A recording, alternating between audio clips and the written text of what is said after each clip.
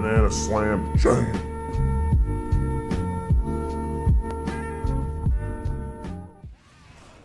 Saw the Wraith King bottom, knew that their team was like alone in the river there. That was good. Yeah.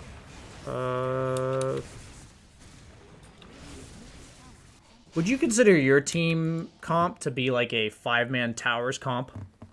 I mean, we have Shadow Fiend that can do some tower damage, and me.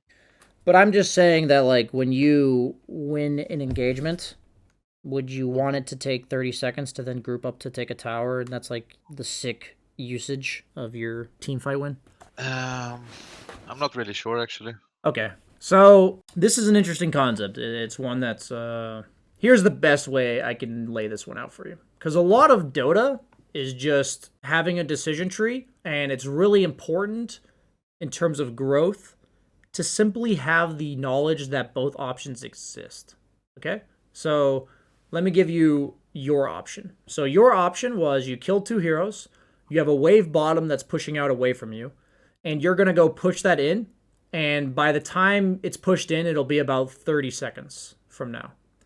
So what that means is, in the grand scheme of this game, is that you'll push in that tower, and by the time it's pushed in, they're all alive again, which means that it's quite possible they will contest you, which is fine. Like, that's an option. Okay, let's just be very clear. Objectively, that is an option.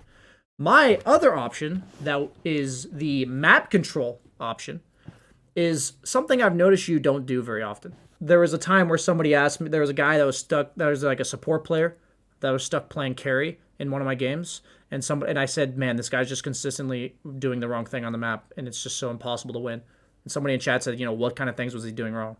This is like the perfect example of stuff he's doing wrong. It's like extra creep wave here and there just leads to so much better fights and information on the map.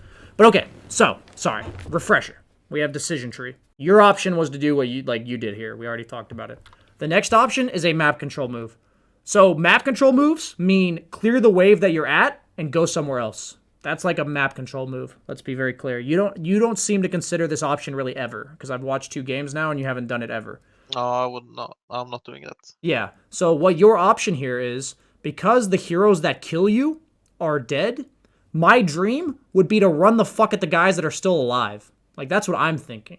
So your option leads to this tower being taken. My option, I want to, whatever's going on here, I want to cut this creep wave and then run across the map here.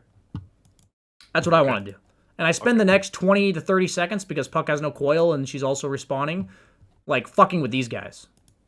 And maybe I'll be a bit less aggressive because this is on cooldown.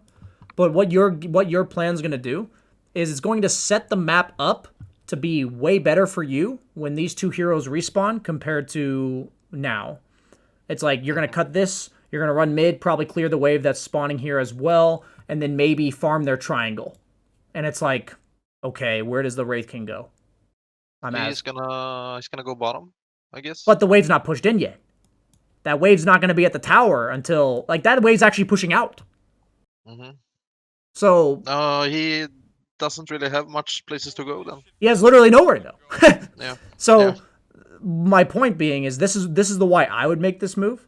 But I want you to know that both of these moves are options. There are going to be games where your move is correct, okay? Let's be very clear. There are going to be games where your move is correct. I don't think on Weaver this move is correct very often, okay? Like the one you're doing. Do you think if we had better, tower push, that it would be more correct, or? It's more so that the heroes that are alive could still just kill you. Okay. That would probably cause you to not want to do this. Because even if you have decent tower push, I would want you to do something like this, and if one of your teammates went down here and pushed it, you could maybe still push the tower. But the only thing that's stopping you from playing and cutting this creep wave, running here, killing this creep wave, and running and taking this triangle, is the heroes alive killing you. Like, that's the only thing that's ever going to stop you from doing that. If you're allowed to play like this, on their side of the map, like this, dude, that just fucks them, dude. Like, they're screwed. Like, where do they go? Like, they actually have nowhere to go. So the cool thing that you can think about is, if you do this play, I asked you where the Wraith King's going to go. If you do this play, where's the Wraith King going to go? He's going to go to the triangle. He's just going to go to the triangle.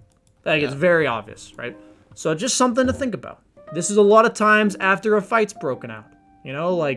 abilities are used, heroes are dead, there's waves that aren't pushed because everyone's been fighting each other, you know? Like, so that's why there's a lot of, like, choices here and things to consider. I just think your usage of them being dead is not optimal. But it's important to know that your option's one of them. That is an option. And there's going to be games where it'll be correct. If you liked this video, please like, comment, subscribe to the YouTube channel, all that shenanigans, because at the end of the day, YouTube does care about that. You may not care about it, I may not care about it, but the YouTube algorithm does. So please do.